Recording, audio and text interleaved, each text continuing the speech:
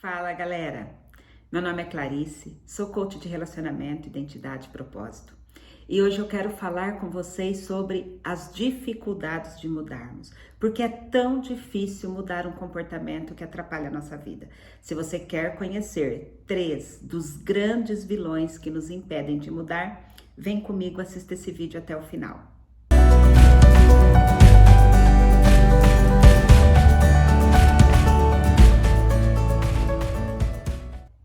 Primeiro grande vilão que nos impede de mudar é o autoconhecimento ou a falta do autoconhecimento. Com certeza você aprendeu na escola raiz quadrada, MMC, história, geografia, muitas coisas que, dependendo da tua área de atuação, talvez você nunca venha a usar. Mas nós não aprendemos na escola a lidar com as nossas emoções, a lidar com as nossas frustrações, que são situações que diariamente nós precisamos usar. Via de regra, quando o nosso filho faz uma manha no shopping, uma birra no shopping, nós não queremos passar vergonha. E a decisão que nós tomamos tem muito mais a ver com o nosso medo do que vão pensar de nós, o comportamento que nós adotamos naquele momento. Tem muito mais a ver com o medo do que vão pensar de nós do que com a educação do nosso filho propriamente dito. Quando nós, adultos, nos frustramos com alguma coisa, dependendo do equilíbrio emocional que nós temos, a gente chora, a gente emburra, alguns tacam coisa na parede, outros partem para agressividade, mas os nossos filhos não. Eles não podem nem fazer uma birra no mercado, que é o fim do mundo. Mas Clarice, tá certo? Eu devo deixar ele fazer birra? Não. Mas você deve explicar a ele o que ele está sentindo, o porquê que ele está sentindo e ensinar que tem outras formas dele externar aquele sentimento. Não vai ser da primeira vez, não vai ser da segunda, porque você também não muda um comportamento de uma primeira e de uma segunda vez. Mas aquela criança, ela vai aprender a lidar com as emoções e as frustrações.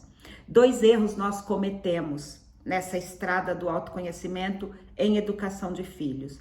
A primeira é dar rapidamente o que ele quer, para que ele pare de fazer aquela birra, para que ele pare de adotar aquele comportamento e nós, paremos de passar vergonha.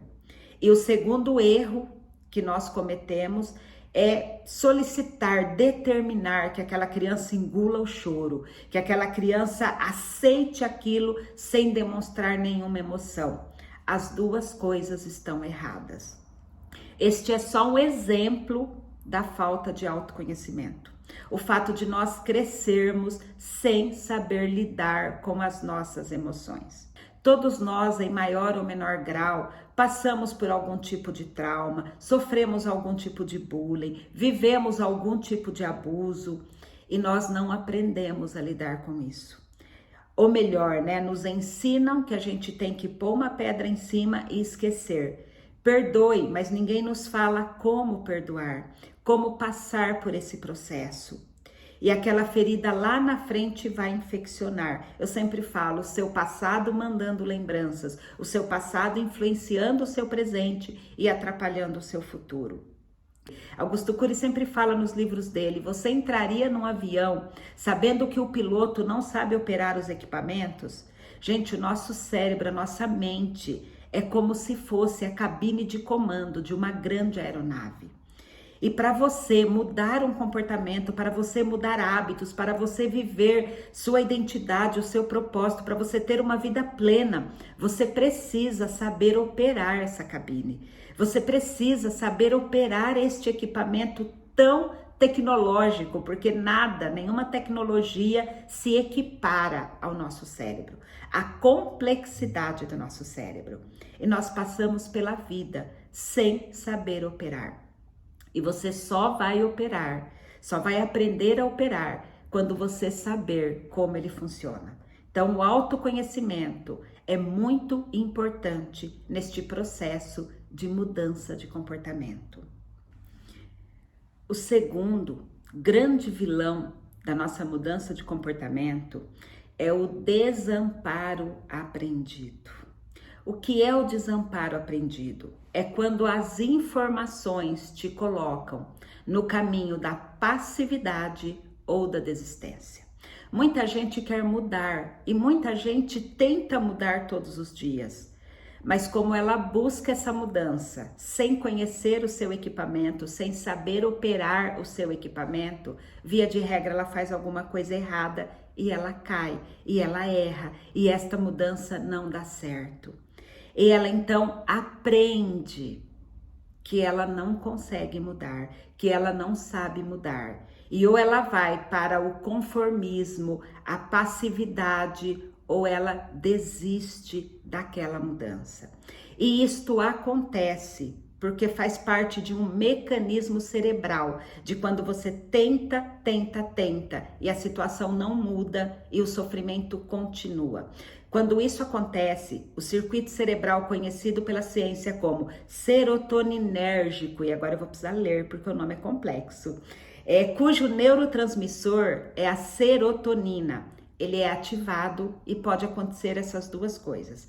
Você viver ansioso e amedrontado pelo que pode acontecer na tua vida. E a segunda coisa é você viver passivo, sem agir para mudar e desistir de mudar. Ou seja, é biológico. Quando você não controla a sua mente, quando você não sabe operar o seu equipamento, você começa a passar por um processo biológico que vai te levar à passividade ou à desistência. E isto vale para todo mamífero estudado, inclusive para o ser humano. Ou seja, resumindo, não existe fórmula mágica. É um processo, é gradativo e é sofrido. E como eu sempre digo, né, para os meus clientes, você só muda quando a dor de permanecer aonde está é maior que a dor da mudança. Porque se a dor da situação que você está vivendo for menor, você não paga o preço da mudança. Você só muda quando aquela situação está insustentável para você. Eu sempre pergunto para meus clientes, né? A sua zona de conforto está confortável? Se você entender que a tua zona de conforto está confortável, você não vai mudar.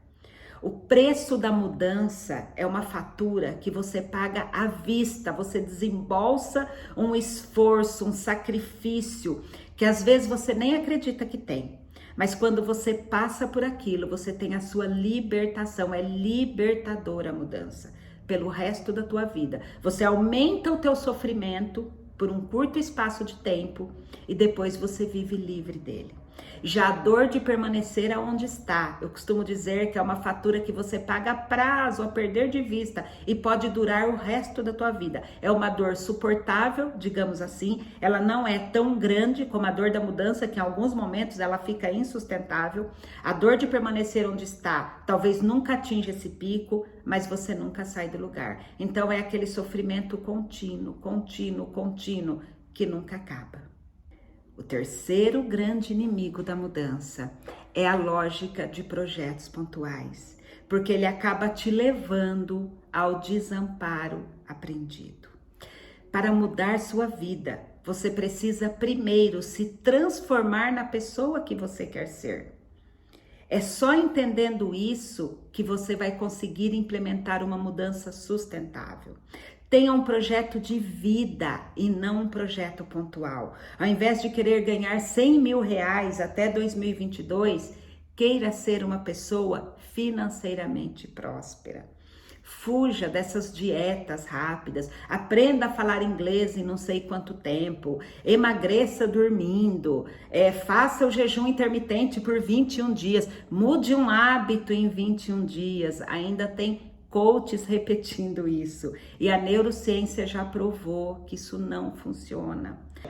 É muito importante que você adote hábitos constantes, práticas constantes e fuja de projetos pontuais. Resumindo, os 3 grandes vilões da mudança, ou 3 grandes situações que nos impedem de mudar. Falta de autoconhecimento, não saber operar a cabine de controle da sua aeronave.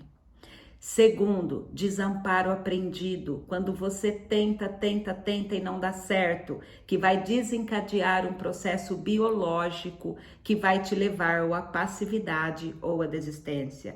E o terceiro, a lógica de projetos pontuais. Vou fazer isso por 21 dias, vou fazer isso por um mês. Tenha um projeto de vida e não um projeto pontual.